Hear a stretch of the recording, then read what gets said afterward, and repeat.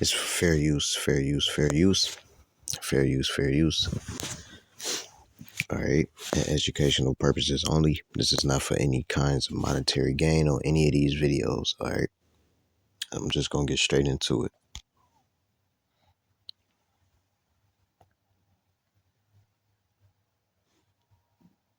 What type of bullshit is this? So YouTube will be rolling out AI in the US to detect if users are actually under 18. It ignores the stated age, meaning the age that you put, and applies restrictions to users it suspects are teen. And this is all starting August 13th. And if the AI suspects that you are under 18, you will literally have to provide identification to prove that you are of age. So my question is, how does the AI suspect and determine whether you're under 18 or not? Like, what do you have to be looking up? Too much Coco Melon or some shit? What if I just like listening to Baby Shark?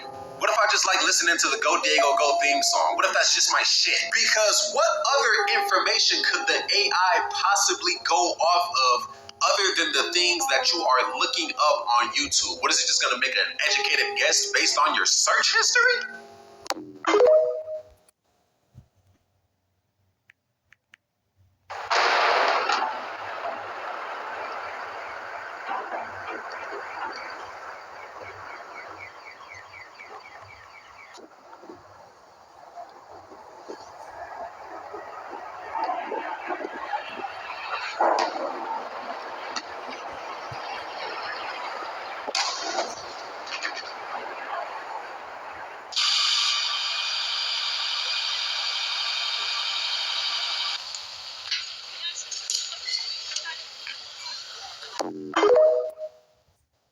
One child has been killed, 14 others have been injured after a car crashed into a popular chain restaurant in a Chicago suburb.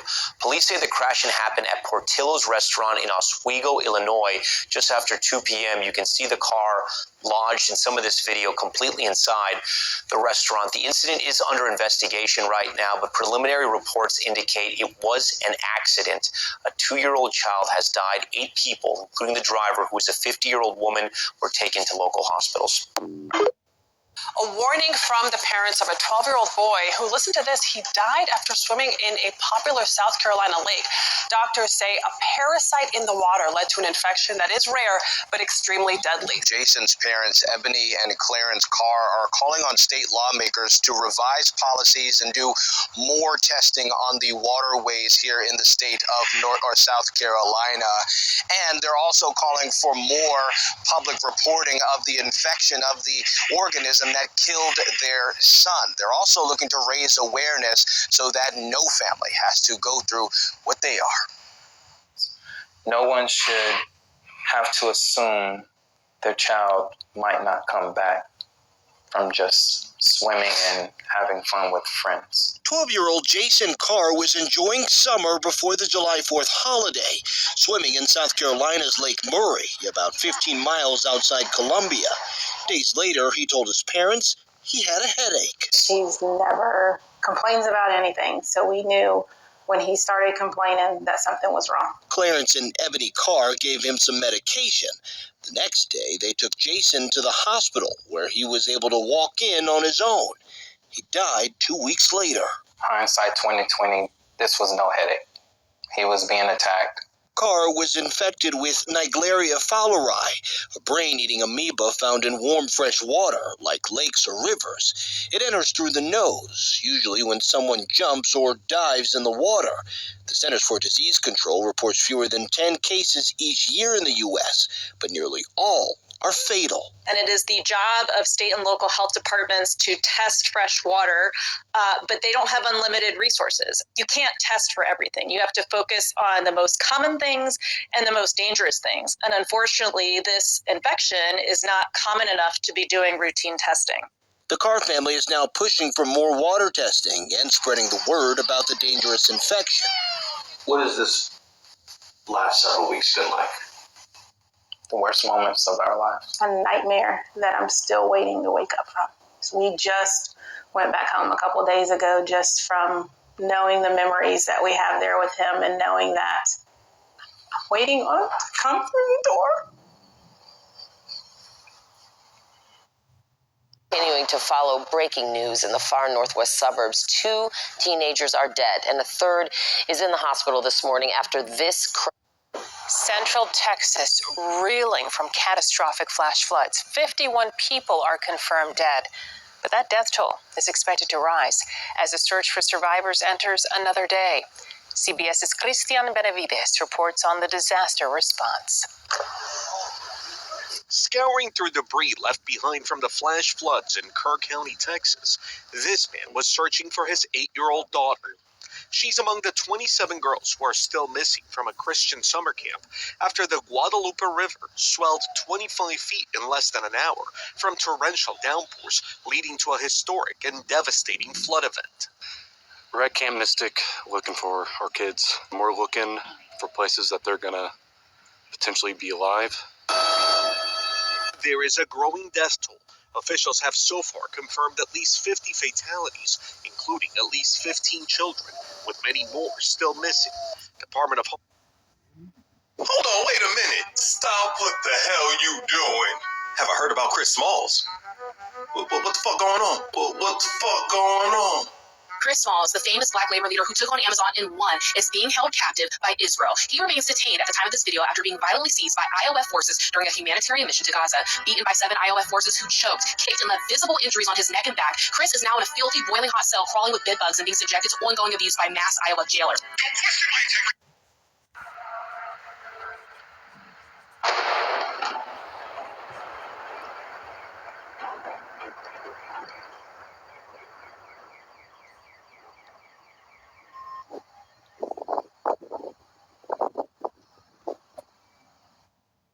I'm at my wit's end.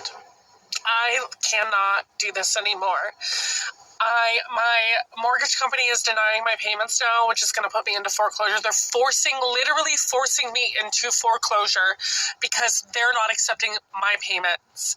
And they're saying that I am so far behind when I went to the online portal and it said that I had, and this was weeks ago, said that I owned for June 1st. And I already had $477 towards June's payment.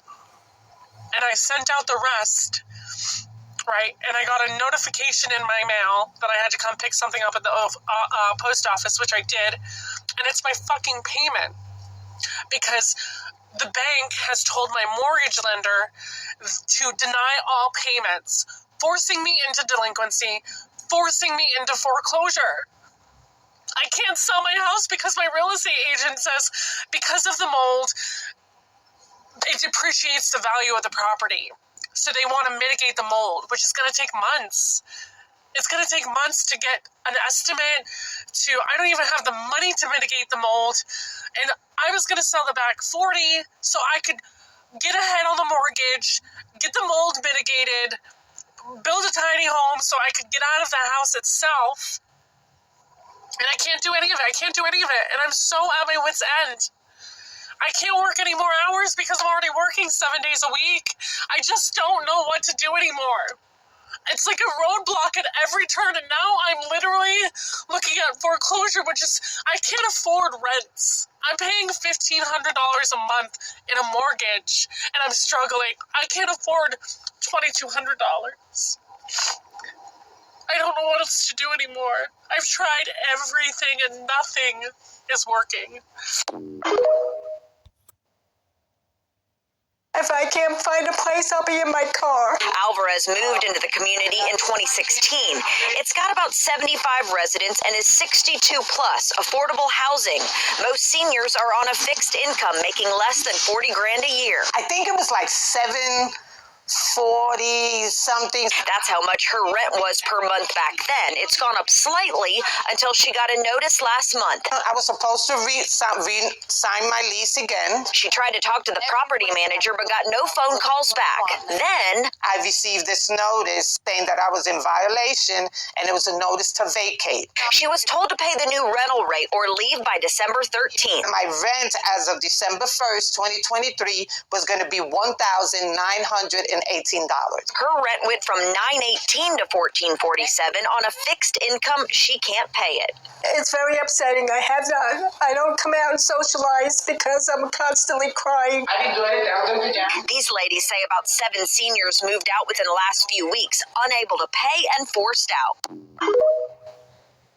Rewarding Hamas by recognizing a Palestinian state in light of October 7th, it will bring more murder of Israelis and Jews. If you wish for that, if you wish what you call a Palestinian state, put it up in London, in Paris, in your countries, which become more and more similar to the Middle East. The so-called peace that some European countries advocate for will only result in more war. Rewarding Hamas. Well, breaking fuck the news, and this is per Axios. I'm gonna read the bitch verbatim so you motherfuckers can't say shit to me. Democrats invoke a rare Senate rule to force release of the Epstein files. Senate Minority Leader Chuck Schumer and other Senate Democrats announced Wednesday that they will use an obscure federal law known as the Rule of Five, an attempt to force the Justice Department to release more documents related to Jeffrey Epstein's case. This is what Chuck Schumer said. Today's letter matters, Schumer said. It's not a stunt. It's not symbolic. It's a formal exercise of congressional power under federal law. Schumer said the request covers all documents, files, evidence, and other materials in the Justice Department and the FBI's possession related to the case. The White House did not immediately respond to Axios' request for comment, and the Justice Department declined to comment. The Rule of Five law allows any 5 members of Senate, Homeland Security, and Governmental Affairs Committee to request federal agencies to provide information about any matter within jurisdiction of the committee. The Committee of Government Operations of the House of Representatives can use the same law with the group of 7 members. So, all in all, everybody, what is currently going on is the Senate Democrats, fucking Democrats across the fucking board, are going to use this to force our government to release whatever information they have. Now, mind you, let's call it duck a duck. We had a 4-year administration full of Democrats where these files were not released. If you want to hear my fucking opinion on this matter, to be honest with you, I feel like this was the plan all along. And I'm not saying it's a good plan. I feel like this is shady fucking business because, as we know, we've been through, 3 administrations where these files were easily accessible and they were never talked about, never released, and when they were talked about, it was a quick, we're done with it. Now they're trying to use this as a reason, and we all know what they're trying to do. They're trying to use this as a reason to get rid of Donald Trump. And I feel like the reason why I feel like this was a plan all along, they were waiting for the moment if Donald Trump won the presidency again, that they were going to use these files against him to most likely either A, get him arrested, which kind of is impossible now since the Supreme Court ruled that presidents have immunity, but I think that's only in the presidency. I don't know about prior crimes, but I think that they're going to use this as a reason to get him impeached. I think this was the plan all along. I feel like this was the plan. And if these files were untouched, air quotes, because which is really strange, if you guys didn't hear, about a couple days ago, the Trump administration, the FBI, and Pam Bondi all stated that the Democrats had planted information within the files. So we are about to be on a motherfucking roller coaster, everybody. Welcome to dumb shit. So Benjamin Netanyahu now accuses Britain of rewarding terrorism. He says recognizing a Palestinian state is a gift to Hamas.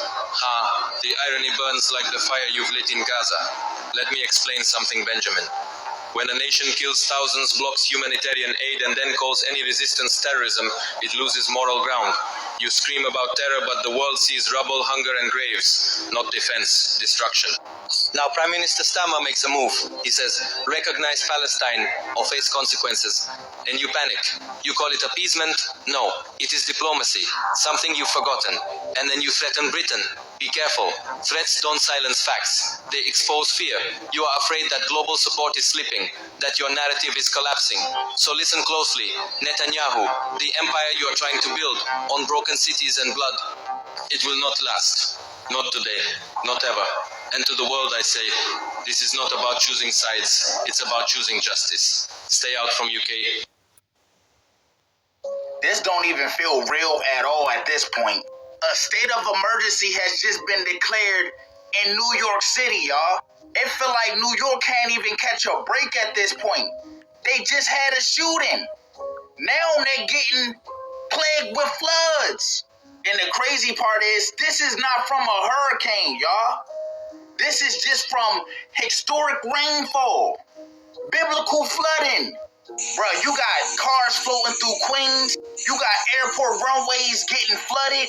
I am hearing that people is getting rescued in the middle of the Bronx in a boat. This shit's starting to make New York look like the day after tomorrow. They said the emergency alerts went off saying there was going to be 2 to 3 inches of rain, and that was enough to flood the damn drain systems. Y'all, look at this shit. You got cars fully submerged in the water. Right here, you got a big-ass semi-truck stuck. Come on now. And this is the crazy thing I be thinking about. If the summer storms in 2025 is looking like this, and a lot of other places other than New York, just imagine the next couple years. I'm telling y'all, shit finna get crazy. Well, it's official. The job market in 2025 is cooked. Well, officially, it's frozen. Did you guys see this latest article from LinkedIn? It shows that job openings are the lowest since November 2024. It started to rise the last few months, but now it has dipped. On top of that, you have hundreds of thousands of layoffs that are continuing to happen. So more and more people are getting laid off, and there are less and less jobs being posted. A headline that has sparked some interest. Radioactive wasps on the loose in South Carolina. Pretty scary, right? Earlier this month, workers at the Savannah River site, where America's nuclear bombs used to be made, came across a wasp nest. And the discovery started a whole chain reaction of events. Because of the nest location, right next to tanks where nuclear waste is stored, workers felt compelled to test the wasp nest to see if it was radioactive. And what they discovered nearly blew them away. That nest was 10 times any acceptable level of radiation. And rather than just glow with the flow and let them be, the nest was sprayed with insecticide, bagged up, and taken away. But the wasps themselves, nowhere to be found. So now it begs the question, how did the nest become contaminated in the first place?